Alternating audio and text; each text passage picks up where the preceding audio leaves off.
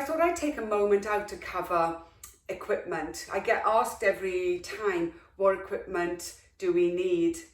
And it all depends what you want to get out of a session, and it also depends which session you attend, and it depends also on whether you have any niggles or issues that may require you to use something just to help you. So we need, all of us use a Pilates mat. Some of us use yoga mats. They're slightly thinner. The thicker Pilates mat are better for cushioning.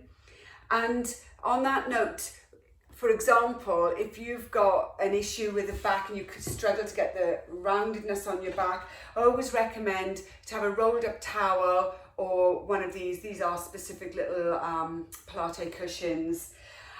Likewise, if you have issues with your knees, you can use one of these cushions. Likewise, I use these little knee pads. I haven't used them for a while actually, just to give extra cushioning on your mat. So that's covering little things you may need. Also, when we do rollbacks, sometimes without bands, some of us, particularly if we really struggle to get that mobility in our lower back, then a band can really help.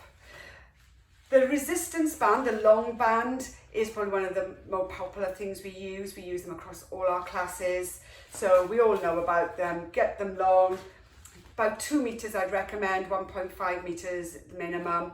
Now, just covering the stretchiness, I like this band for some reason. It's got a lot of give, so I like to use it for my stretchy classes. However, if I'm doing bar or resistance work, I tend to go for a little bit of a more tense band.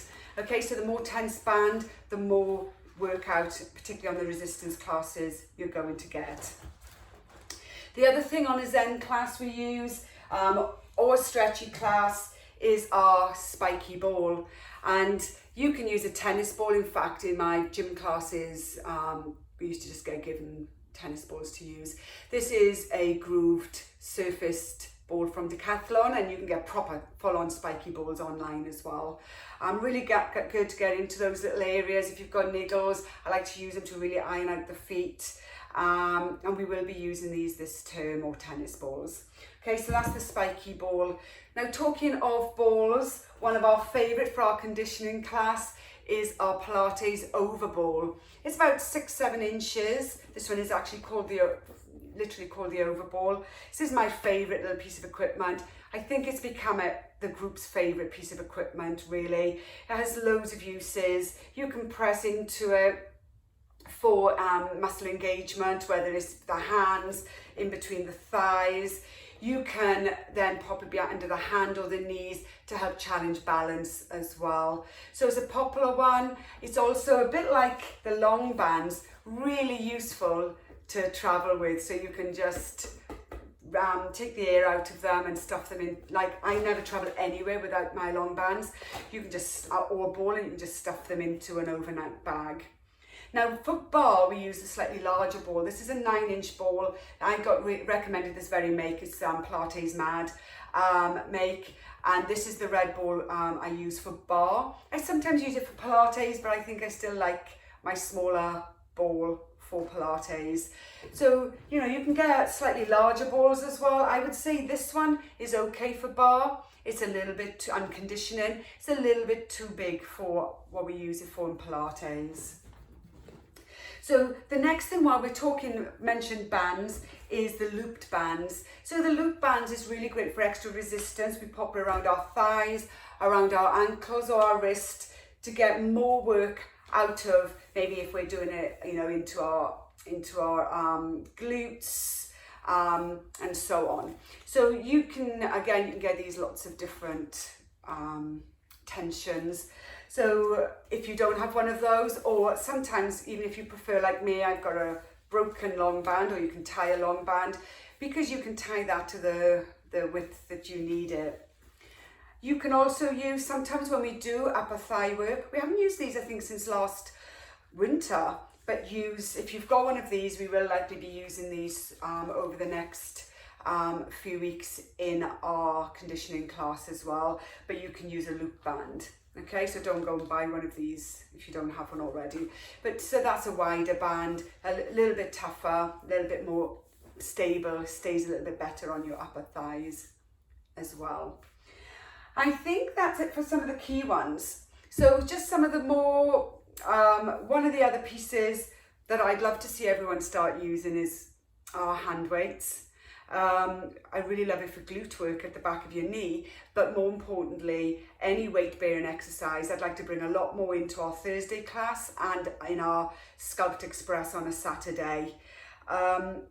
Weight bearing exercise is really important for bone health, and we know that bone health is something we need to be really vigilant about as we approach menopause and postmenopausally. So in support of that, knowing that it's also good for everyone anyway, more hand weight work.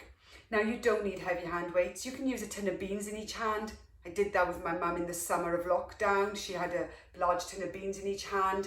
You can buy 0.5 weights and so on, or you can buy a whole pack. But you don't have to invest in all of them. Buy a low grade, low weight hand weight.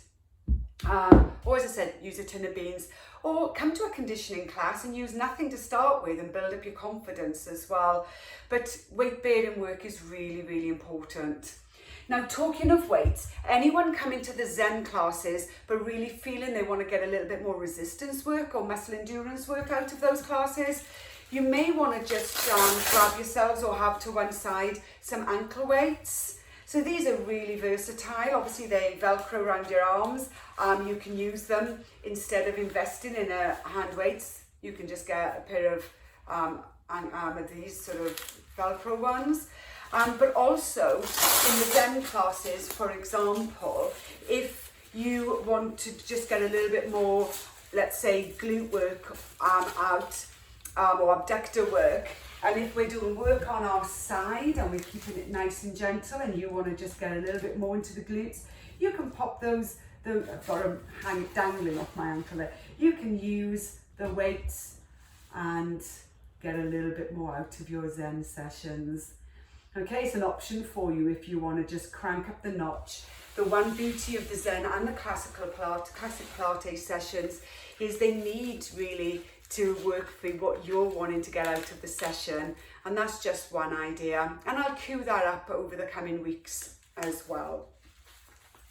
The only other two things for conditioning and Bar Express or Sculpt Express for this term, we are going to be bringing elements of bar in to really get those small repetitive movements to really help with our muscle endurance. We'll be using something to help with our balance, so we'll be looking at, I've got the bar behind me, so anything that you can hold safely onto a back of a chair, kitchen unit, wherever you're exercising.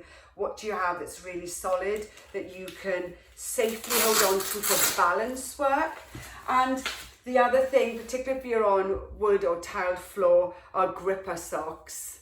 So really, you know, getting a little bit more less obligatory here, but gripper socks really, really useful for bar and some conditioning Pilates classes as well. So I think I've covered all of the equipment basics that I think are almost Pilates 101, and if you're doing the 8 o'clock conditioning and the Sculpt Express, are really, really useful to have to one side. If you've got niggles, have a think about what you need to make Pilates safe and work for you, just like as I said, with the little cushions, a rolled up towel, or the knee pads. So any questions on any type of equipment or kit, please just let me know. Most of it is available online, and I'm happy to send links if that's helpful. And look forward to seeing everybody in the classes over the next 5-6 weeks. And also, as you know, I'm running right through up to Christmas, so any classes there too. Thanks everyone, see you all soon.